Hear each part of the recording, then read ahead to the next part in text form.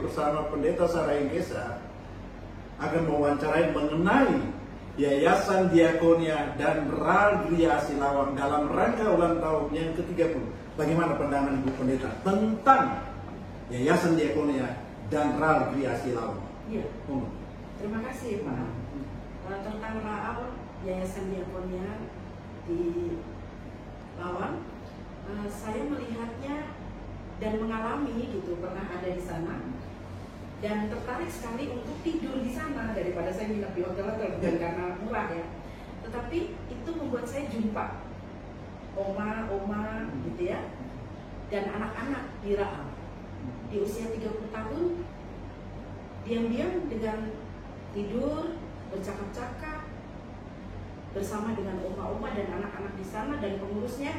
Saya itu jadi merenung, ini kan jantung hati Yesus ya. Ini isi hati Yesus, memperhatikan mereka janda, anak yatim piatu. Itu harusnya menjadi misi gereja yang GPIB harus rawat. Sudah merawatnya, tetapi harus meningkatkannya. Di hari ulang tahun, pelayanan spiritual itu penting sekali. Dan juga pelayanan budaya, pelayanan sosial, itu juga harus kita upayakan. Mereka bukan objek. Bagaimana ya kita mengerjakan sesuatu yang berarti, jadi orang bergairah ada di dalam, anak maupun orang-orang lansia, dan mereka sangat bersyukur kepada Tuhan. Tapi juga mereka bukan hanya jadi objek, mereka harus kita undang keluar. Ada satu usulan saya untuk pengembangan yayasan, lahannya masih luas banget tuh di belakang.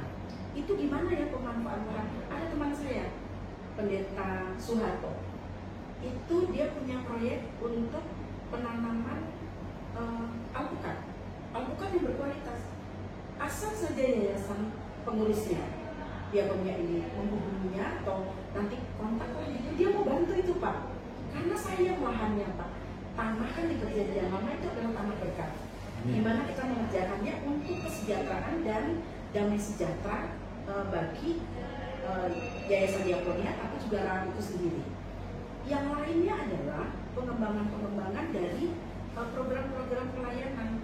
Kita harus bawa orang-orang itu untuk keluar Pak, keluar merasakan gereja di Immanuel Malang, bukan hanya gereja di Pelangi Kasilawa. Gitu. Mereka datang ke gereja Katolik, mereka bisa lihat kebun apel di Tretes ataupun di Malang. Khusus gitu. Iya, oma-oma dan anak-anak ini. Gitu. Nah, bagaimana kontak dengan yayasan kesehatan, yayasan sosial, dinas sosial untuk sebulan sekali kontrol. Itu ada cara yang Bapak kasih tahu ya.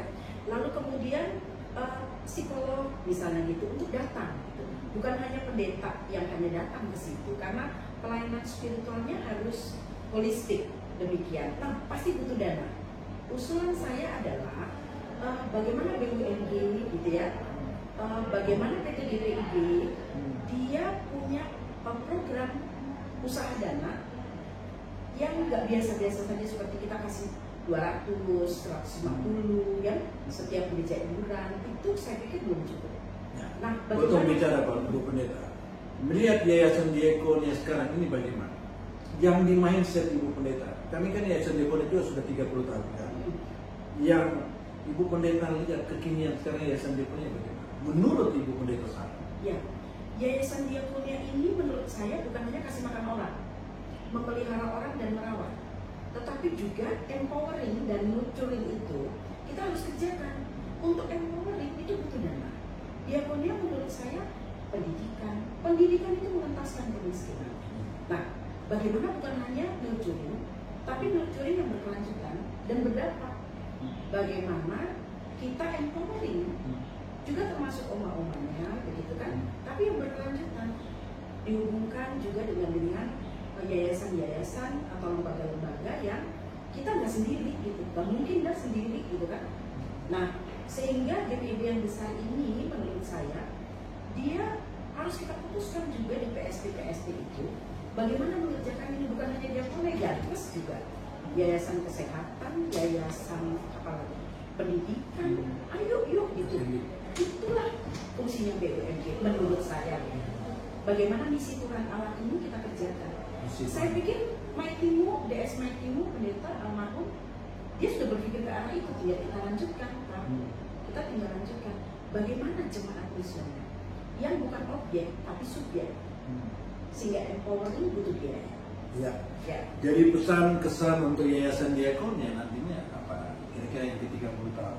Ya, di PST putuskan program, lalu kemudian mulai menerapkan program-program itu, kerjasama dengan pemerintah, kerjasama dengan gereja dengan solid, tapi daya dan dana nggak bisa kalau tidak diupayakan.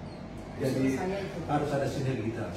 Harus ada. Iya. Jadi Yayasan Diakonia tidak bisa berdiri sendiri tanpa ada kerjasama. Ya, pasti. Dari semua pihak yang terlibat di dalam. Pasti. Amin. Terima kasih. Ya, terima kasih Pak. Tuhan berkati ya. Sama-sama. Pada kerja.